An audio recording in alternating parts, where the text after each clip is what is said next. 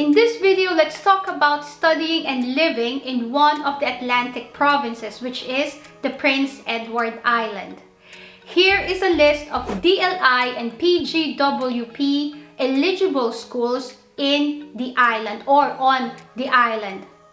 Two of the most popular schools on the island are the University of Prince Edward Island and Holland College. I was in PEI, as a matter of fact, a couple of weeks back, and I must say that the University of PEI or Prince Edward Island is absolutely a pretty campus. Holland College is also a pretty campus. And since those are the two most popular schools with international students in PEI, let us focus on those two schools. The tuition at Holland College is hovering at $4,400 per sem or $8,800 per annum. And additional costs are the mandatory fees, the student fees, the insurance fees, which you will find in this link here. Now, the University of Prince Edward Island is a lot more expensive, as pretty as it is, but the fees are just enormous. The international fees alone hovers around $7,500, and that's just international fees. And then you have to add tuition fee, student fees, library fees, mandatory fees, etc., etc. So it can really add up to an enormous amount. Between these two schools, Holland College really does make more sense in terms of fees, and Holland College have got many other campuses across PEI. So those are your two main options when it comes to schools. Now let's talk about lifestyle. I have mentioned many times in the past in my previous videos that New Brunswick really is a laid-back, slow-paced kind of province. And if I compare New Brunswick with PEI, PEI is even slower. I went around and across downtown Charlottetown, and Charlottetown is the capital of the province. And it's just a 10 to 15 minute walk and downtown is done.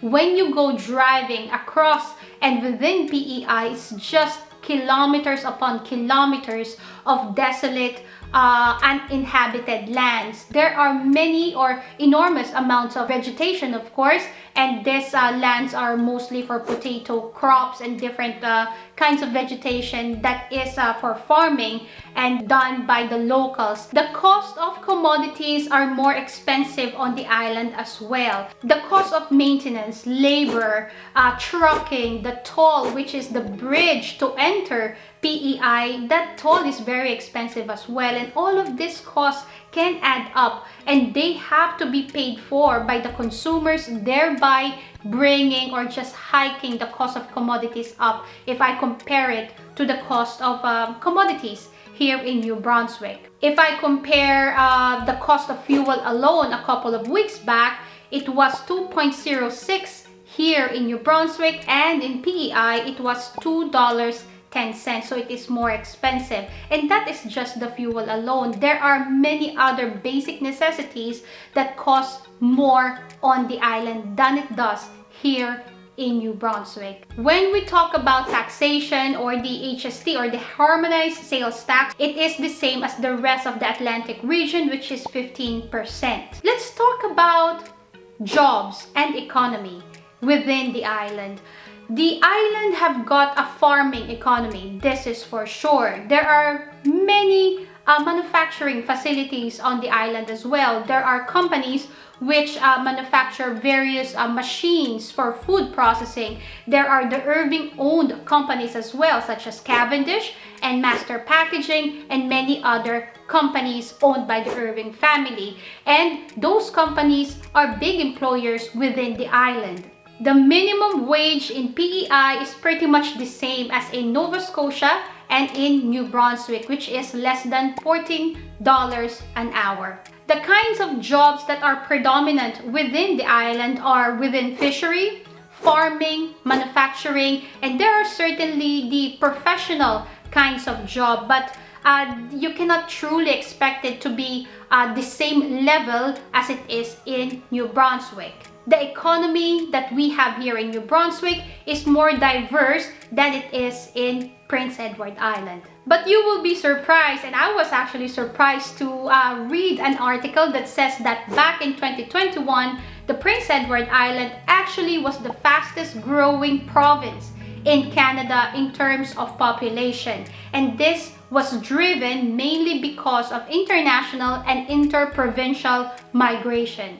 One thing I have to tell you though, and this is a personal experience, is that the islanders or the locals of PEI do have the tendency to be receptive of their own community or of their own people only. But this is becoming better now because of the growth of population through international and interprovincial migration. So to wrap it up, if I compare PEI with New Brunswick, there is certainly there are more jobs here and a more active economy that we have here in New Brunswick than compared to PEI. As a matter of fact, if you search on Indeed on the various jobs available within NB and PEI, there is a huge difference on the available jobs on both these provinces. The taxation is the same. PEI is a slower paced province compared to New Brunswick. So the question now is, should you decide or should you move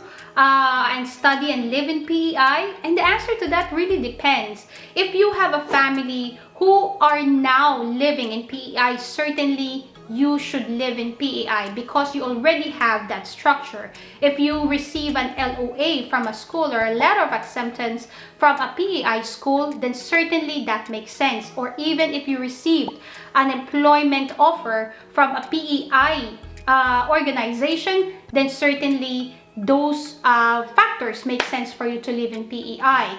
Now, if not, then I would say that within the Atlantic region, New Brunswick would be a better option for you, or even Nova Scotia as a matter of fact. If I were a student or an aspiring student looking for a school, I would look in New Brunswick and Nova Scotia. I actually posted a video wherein I compared living in New Brunswick and living in Nova Scotia. And if you are interested, watch that video right here after watching this video. Thank you for watching this video. I hope you gained value in this video. If you did, please like, share, and certainly subscribe to this channel.